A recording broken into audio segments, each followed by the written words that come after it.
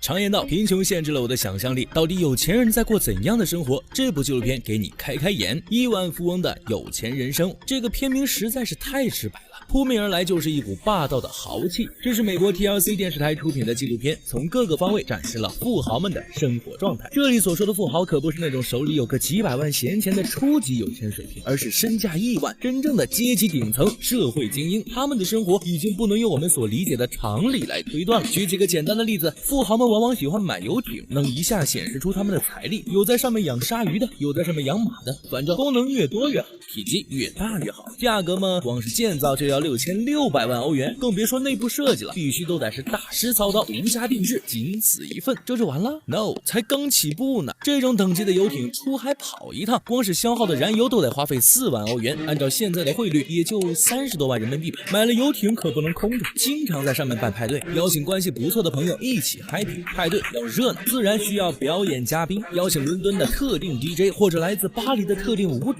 出场费全都不菲。吃饭用的餐具都是实打实的真金刀叉，偷偷藏烟一个，转手就能卖钱。这也都不提了，都太普通。比较有意思的是下面这位富豪大姐，乘着游艇去摩纳哥，发现忘记带了宝宝监听器。按照一般人的思维，大不了买一个或者买一打，然后买一箱，反正又不差钱。但是富豪大姐表示不行，她不要新的，就要自己平时用习惯的那个。那么怎么办呢？很简单，包了架喷气飞机，当场让人飞回莫斯科，把家里的那个拿了回来。牛叉，是真的牛叉。游艇还只是消遣，像房子这种不动产更是富豪投资的基础性项目。不在5个国家拥有起码10套房产，根本不足以在富豪圈立足啊！10套房产听起来好像也没那么惊人，但别忘了，这里说的房产可都是下面这种动辄几千平米，花园、泳池、健身房、跑马、狩猎、养狮子，随便拿出来一栋都是城堡庄园级别。总之，按照唐顿庄园里的规格脑补就行了。价格嘛，起步价也就上亿欧元，地上的、水里的都有了，天上的也不能忽视。私人飞机这种出行便捷、形式高调的交通工具，自然是富豪们的不二选择。除了作为交通工具，还可以在上面搞派对、休闲娱乐。毕竟高空之上不怕狗仔，能让富豪们省不少心。还记得钢铁侠里托尼坐的私人飞机吗？空姐跳钢管舞那都算是低调了。真实世界的土豪恨不得把里面全部镀金。一般来说，私人飞机不会太大，但2008年的时候，一个中东土豪独辟蹊径，买了架波音737改装成私人飞机，破了业界纪录。不过这个纪录没能保持多久，1年后，也就是2009年，又被另一架波音757打破了。这架波音757的拥有者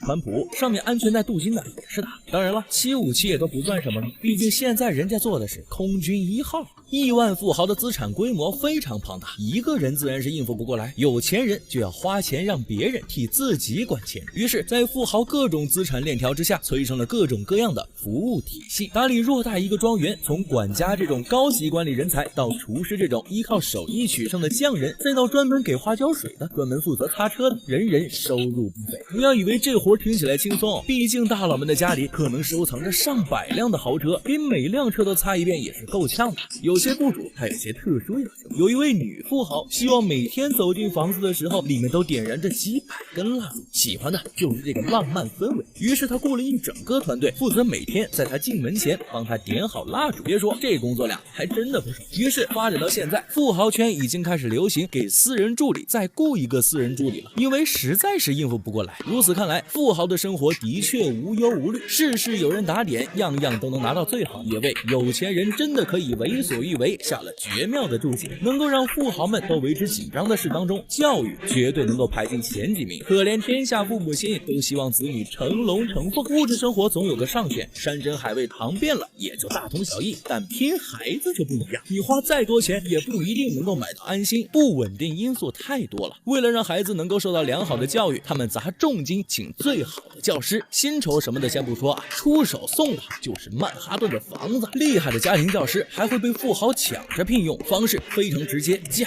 格翻倍，所学的科目更是五花八门。举个例子，有人为了能在20-30年后在中国市场占领优势，从小就开始让孩子学习中文。这样的安排下，孩子们自然不轻松了，日程安排的满满当当，甚至有的时候一顿晚宴还没吃完就被带去上课了。如果哪家的孩子不够优秀，那真是扎心中的扎心啊，足以让父母寝食难安。为什么？虽说普通家庭也会望子成龙，但他们的区别在于还要保证孩子子能在未来接得下这样庞大的家产。作为家族继承者，将直接决定金山银山日后能不能保住。而这样的要求不仅仅是学点语数外、背2篇政治题就能达到的，还需要广阔的眼界、丰富的学识、充足的人脉。这也是为什么那些富豪就算赞助几个亿，也要把孩子送进哈佛、耶鲁这样的名校了。有钱人越来越有钱，这一现象被称为马太效应。那些亿万富豪平时买游艇、买别墅、买飞机，看似挥霍无度、穷奢极欲，但实际上只有那些消费了的人自己才知道，这些都是另一种形式的投资。6600万欧元的游艇，3亿欧元的私人飞机，这些都是家族财力的象征啊。门面亮堂，自然也能够获得合作者的信任。通过大量的圈内社交活动，塑造个人形象，积累优质人脉，能够给旗下的生意带来巨大且持久的拉动作用。一个生意自己的对外形象其实也是品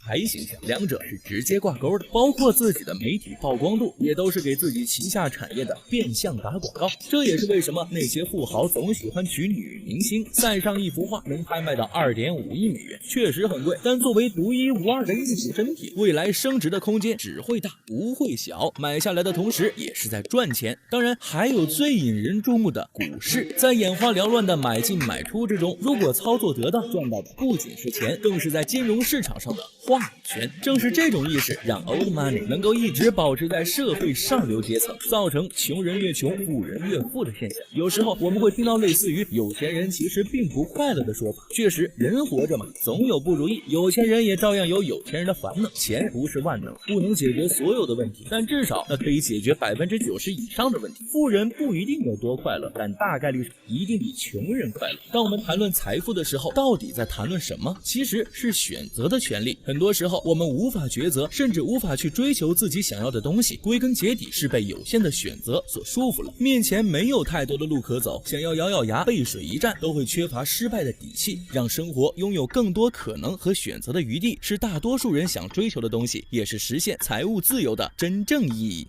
我是独立鱼，记得点赞关注，陪你看电影。